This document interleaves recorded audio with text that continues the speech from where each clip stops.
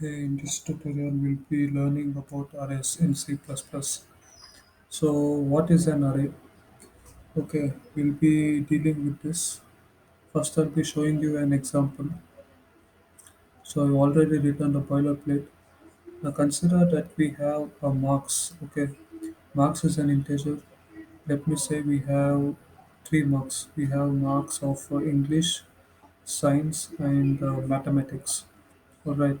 So if I have to store the marks of science, mathematics, and English, I have to create three different variables. For example, int mm, let me say mm, marks is equal to 40, int max marks is equal to, let me say, 67, and int science marks is equal to 90. Okay, so in case if we have 10 or 11 or more than that marks, we have to create that many variables, which is not an efficient way of programming. So to deal with this, we have something called as arrays. Now, how to write an array? Okay, before that, I have to say that arrays can only store homogeneous value. That is, arrays can only store either integers, only strings, only booleans, only characters, or any of those things. It should be homogeneous. Now, since we are storing the marks, which is an integer, so I have to write first int. Then we have to give the name of the array. Let me say marks. Let me say how many marks do I have to store? Three. Okay, three marks. Alright, I'll just end the. I'll put a semicolon and end it. So this is an array.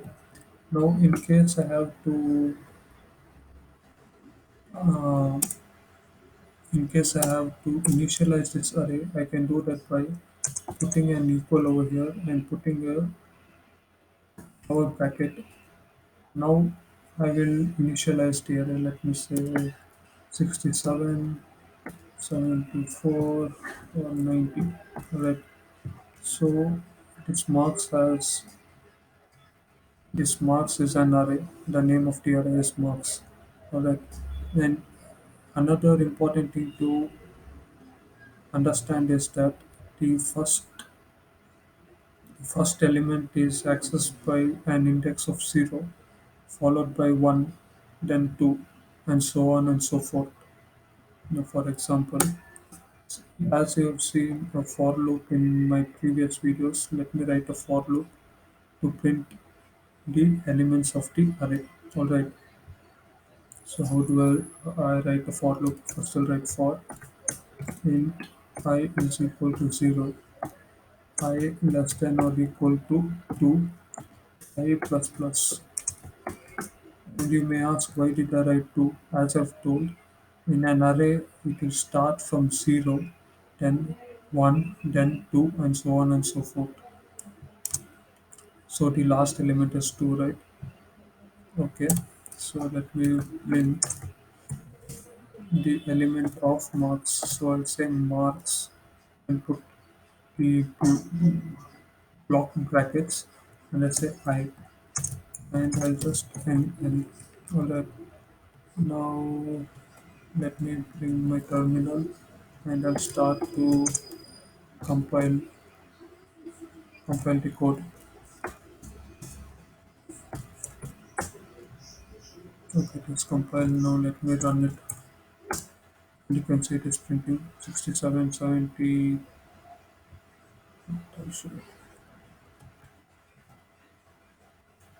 You can see it is printing 67, 74, and 90. So what is happening over here? I'll say. So for the for loop, as we say, int I is equal to 0, and it will check if 0 is less than or equal to 2. It is true.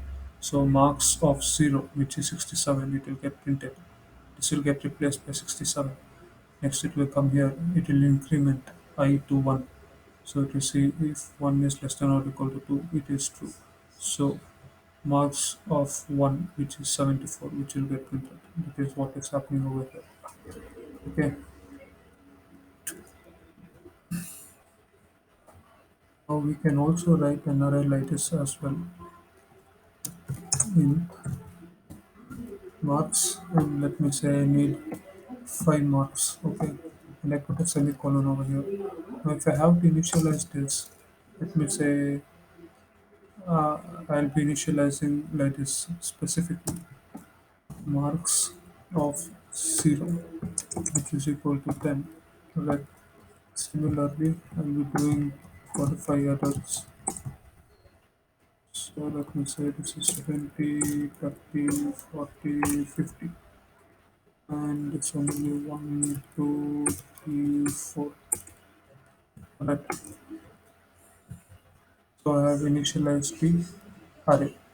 Now let me just print it so that you can see int I is equal to 0, I less than or equal to 4, I plus plus. And now let me just print it out. Marks of I, sorry, marks of I.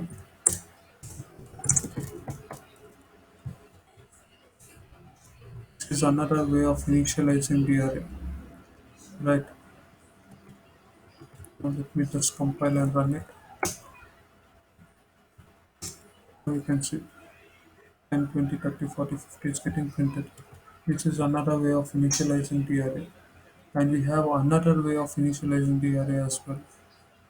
Okay, let me just keep it over here for your reference. Okay, let me put line over here so that you can differentiate. Alright, I'll be writing the first.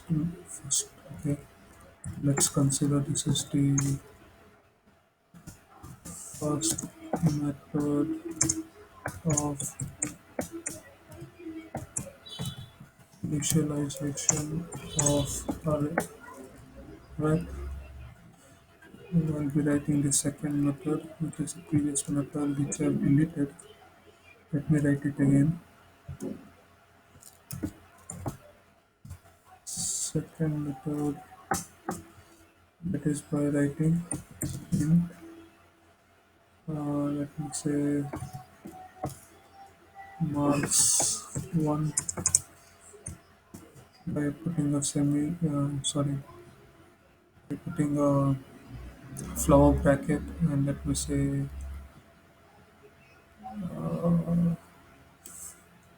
5, 15, 25, 35, and I forgot to put the brackets, and it is 4, right? Let me just loop it for int I is equal to 0, I less than or equal to 3, I plus plus. Cout marks 1 or 5.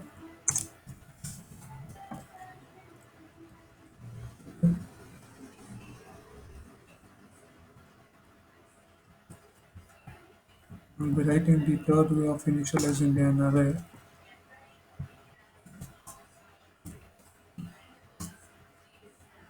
What I have to do for this one is I have to write int. Let me say the name of the array. Let me say marks 2. Alright. Now I'll put a block over here. Then I'll just write here. Let me say 2, 4, 6, 8, 10. When you're initializing, you can either put how many number of elements you are willing to store in an array, and put equal to and write the elements. Or you can also write like this as well. Here the compiler will automatically generate, will check this one and write it over here. You don't have to write it. Okay, so I'll be looping it, so no need to keep writing. I'll just copy and paste it here and replace this one with two. Right, sorry, marks 2. Right, and just maximize it so that you can see it properly. Okay, so this is the first method of initializing an array in C++. This is the second method of initializing, and this is the third method of initializing. You can pick either of these, it is your choice. Okay, just make sure the elements which you are storing are homogeneous. For example, here it is integers. I will show you another example of storing a string as well. Okay, so let me just compile it. Okay, we have an error.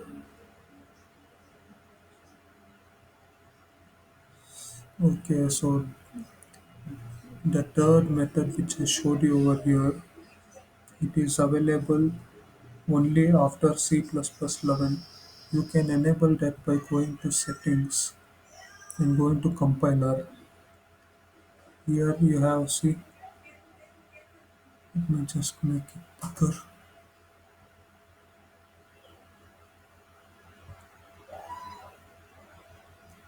Okay, I'll make it bigger. Wait just a minute. Okay, as you can see, I made it bigger.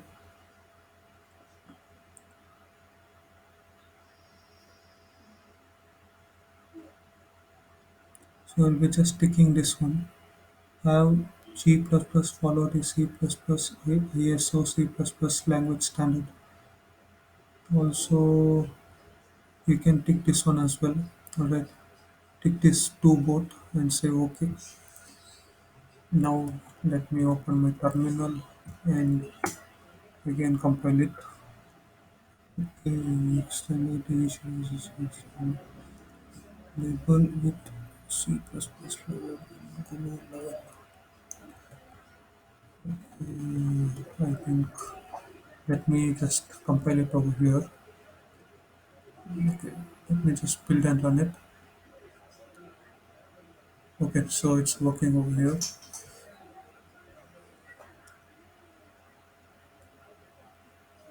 Okay, I forgot to put the separator. Sorry, so put the separator over here. Okay,